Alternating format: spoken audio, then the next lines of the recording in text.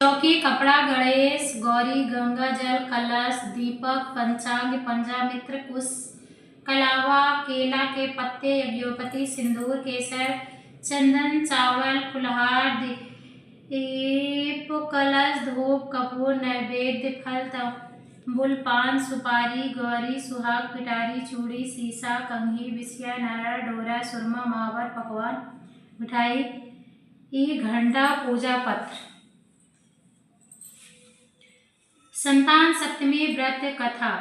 भाद्र मास के शुक्ल पक्ष की सप्तमी को किया जाता है। एक दिन महाराज युधिष्ठिर ने भगवान से कहा कि हे प्रभु, कोई ऐसा उत्तम व्रत बतलाइए जिसके प्रभाव से मनुष्यों के सांसारिक सुख क्लेश दूर होकर पुत्रवान एवं पुत्रवान हो जाएं। यह सुनकर भगवान बोले, हे राजन, तुमने बड़ा ही उत्तम प्रश्न किया है। मैं तुमको एक पौराणिक इतिहास सुनाता हूँ, ध्यान पूर्वक सुने। एक समय श्री लोमस ऋषि ब्रजराज की मथुरापुरी में वसुदेव देवकी के घर आए। ऋषि राज को आया हुआ देख करके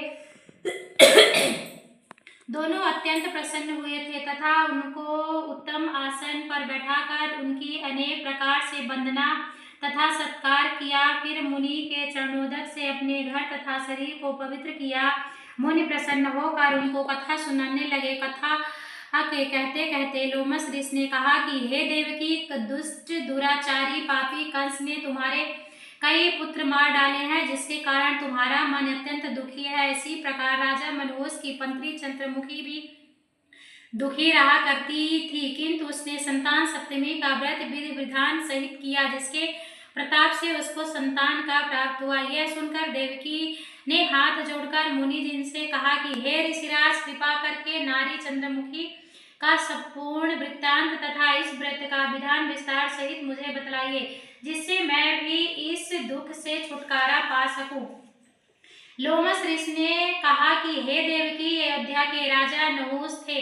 उनकी पत्नी चंद्रमुखी अत्यंत सुंदरी थी।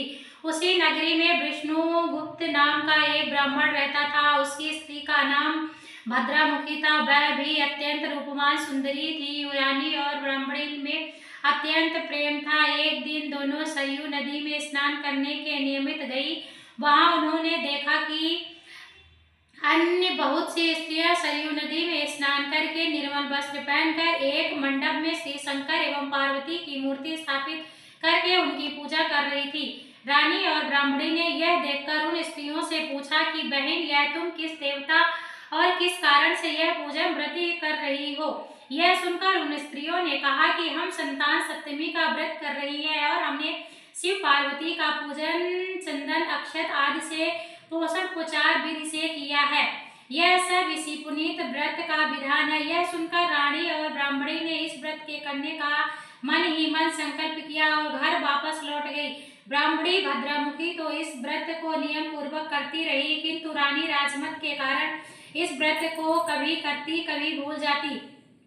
कुछ समय बाद यह दोनों मर गई। दूसरे जन्म में रानी ने बदरिया और ब्राह्मणी ने मुर्गी कई योनि पाई। इधर ब्राह्मणी मुर्गी की योनि में भी कुछ नहीं भूली और भगवान शंकर तथा पार्वती जी का ध्यान करती रही। उधर रानी बदरिया की योनि में भी कुछ नहीं भूल पाई थी। थोड़े समय के बाद इन दोनों ने यह देह त्याग दी। अब इनका तीसरा जन्म मनुष्य वन में हुआ। उस ब्राह्मणी ने तो एक ब्राह्मण के यहाँ कन्या के रूप में जन्म लिया था। रानी ने एक राजा के यहाँ राजकन्या के रूप में जन्म लिया था। उस ब्राह्मण कन्या का नाम भूषण देवी रखा गया था। विवाह योग्य होने पर उसका विवाह गोकुल निवासी अग्निझील नामक ब्राह्मण से कर दिया। भूषण देवी इतनी सुंदर थी कि वह आभूषण रहित होते हुए अत्यंत सुंदर लगती थी। जैसे कामदेव की पत्नी रति भी उसके सम्मुख ल जाती थी। भूषण देवी के अत्यंत सुंदर सवरगुण संपन्न चंद्रमा के समान धर्मवीर कर्मनिष्ठ सुशील स्वभाव वाले 8 पुत्र उत्पन्न हुए। यह शिव के व्रत का पुनीत फल था। दूसरी ओर शिव मुखी रानी के गर्भ से कोई भी पुत्र नहीं हुआ और निसंतान दुखी रहने लगी। रानी और ब्राह्मणी ने जो प्रीति पहले जन्म में थी वह भी बनी रही। रानी जब वृद्धावस्था को प्राप्त होने लगी तब उसके एक गूंगा और बहरा था। बुद्धिमान अल्पवायु वाला एक पुत्र था। वह 9 वर्ष की आयु में इस क्षणभंगुर संसार को छोड़कर चला गया। अब तो रानी पुत्र शोक में अत्यंत दुखी होकर व्याकुल रहने लगी। देवयोग के आभूषण देवी ब्राह्मणी रानी के यहाँ अपने सब पुत्रों को लेकर पहुंची। रानी का हाल सुनकर उसे बहुत ही दुख हुआ, किंतु इससे किसी का क्या बस। कर्म और प्रबंध के लिखे को स्वयं ब्रह्मा भी नहीं मिटा सकते। रानी कर्मच्युत भी थी, इसी कारण से उसे दुख देखना पड़ा। इधर रानी उस ब्राह्मणी के इस वैभव और 8 पुत्रों को देखकर उसने मन ही मन ईर्ष्या करने लगी तथा उसके मन में पाप उत्पन्न हुआ। उस ब्राह्मणी ने रानी का संताप दूर करने के निमित्त अपने 8 पुत्र रानी के पास छोड़ दिए। रानी ने पाप से वशीभूत होकर उन ब्राह्मण पुत्रों की हत्या करने के विचार में लड्डू में विष जहर मिलाकर उनको भोजन करा दिया, परंतु भगवान शंकर की कृपा से एक भी बालक की मृत्यु न हुई। यह देखकर तो रानी अत्यंत ही आश्चर्यचकित हो गई और इस रहस्य का पता लगाने की मन ही मन ठान ली। भगवान की पूजा सेवा से निवृत्त होकर जब भूषण देवी आई तो रानी ने उससे कहा कि मैं तुम्हारे पुत्रों को मरने के लिए इनको जहर मिलाकर लड्डू खिला दिए, किंतु इसमें से एक भी नहीं मरा। तुमने ऐसा कौन सा दान पुण्य व्रत किया है जिसके कारण तेरे पुत्र भी नहीं मरे और तू नित्य नए सुख भोग रही है? तू बड़ी सौभाग्यशाली है।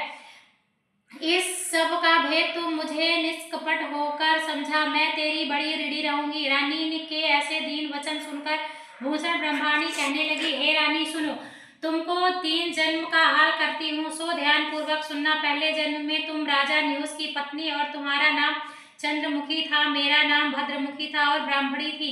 तुम अयोध्या में रहते थे और तुम्हारी बड़ी प्रीत थी। एक दिन हम दोनों सरयू नदी में स्नान करने गए और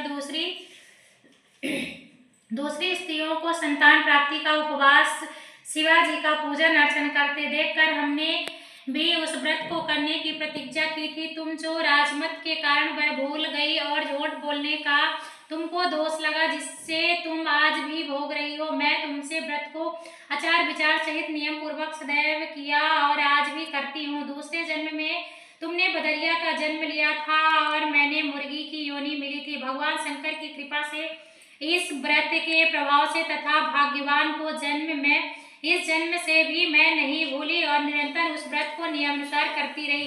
तुम अपने इस संकल्प को इस जन्म में भी भूल गई हो। मैं तो समझती हूँ कि तुम्हारे ऊपर से भारी संकट और उसका एकमात्र यही कारण है और दूसरा कारण नहीं हो सकता। इसलिए कहती हूँ कि आप इस संतान सप्तमी का व्रत को कीजिए और जिससे तुम्हारा यह संकट दूर हो जावे। लोमस ऋषि ने कहा, हे देवी, भूषण ब्राह्मणी के मुख से आपने पूर्व जन्म की कथा तथा व्रत संकल्प इत्यादि सुनकर रानी को पुरानी बातें याद आ गई और तत्पश्चात कहने लगी कि अब रानी भूषण ब्राह्मणी के चरणों में पड़कर क्षमा याचना करने लगी और भगवान शंकर पार्वती की अपार महिमा के गीत गाने लगी। उसी दिन से रानी ने नियमानुसार संतान सप्तमी का व्रत किया, जिसके प्रभाव से रानी को संतान की सुख मिला और सर्व गुण भोग रही है। शिवलोकों चली गई। भगवान शंकर के व्रत का ऐसा प्रभाव कि भ्रष्ट मनुष्य भी अपने पथ पर अग्रसर हो जाता है और अंत में ऐश्वर्य भोग मोक्ष को पाता है। लोमस ऋषि ने भी फिर कहा कि हे देवी, इसलिए मैं तुमसे ही कहता हूँ कि तुम भी इस व्रत को करने का दृढ़ संकल्प अपने मन में करो तो उसको भी संतान सुख प्राप्त होगा। इतनी कथा सुनकर देवकी हाथ जोड़कर लोमस ऋषि से पूछने लगी कि हे ऋषिराज, मैं इस व्रत को अवश्य करूंगी, किंतु आप इस कल्याणकारी एवं संतान सुख देने वाले व्रत का विधान नियम विधि और विस्तार से समझाएं। यह सुनकर ऋषि बोले कि हे देवकी, यह पुनीत व्रत भादव के महीने की शुक्ल पक्ष की सप्तमी के दिन किया जाता है। इस दिन ब्रह्ममुहूर्त में उठकर किसी नदी अथवा कुएं के पवित्र जल को स्नान करके निर्मल वस्त्र पहनकर फिर शंकर भगवान तथा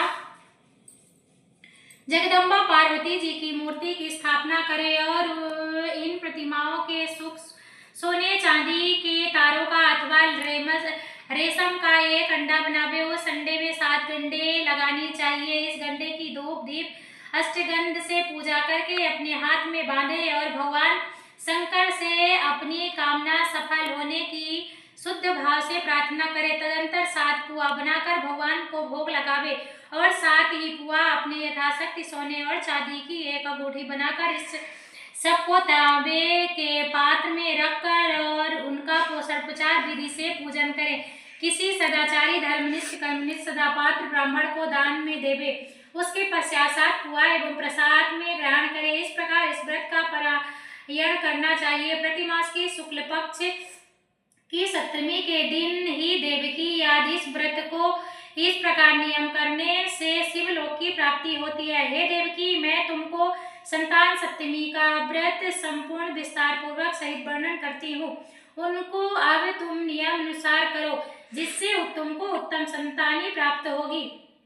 इतनी कथा कहकर भगवान आनंद कंद श्री कृष्ण ने धर्म में अवतार युधिष्ठिर से कहा कि लोमस जी इस प्रकार हमारी माता को शिक्षा देकर चले गए।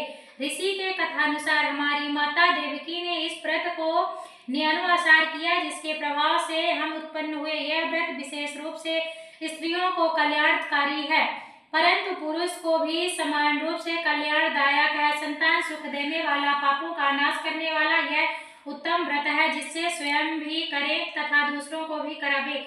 नियम पूर्वक जो इस व्रत को करता है और भगवान शंकर पार्वती की सच्चे मन से आराधना करता है, वह निश्चय ही अमर यश प्राप्त करके अंत में शिवलोक को प्राप्त होता है।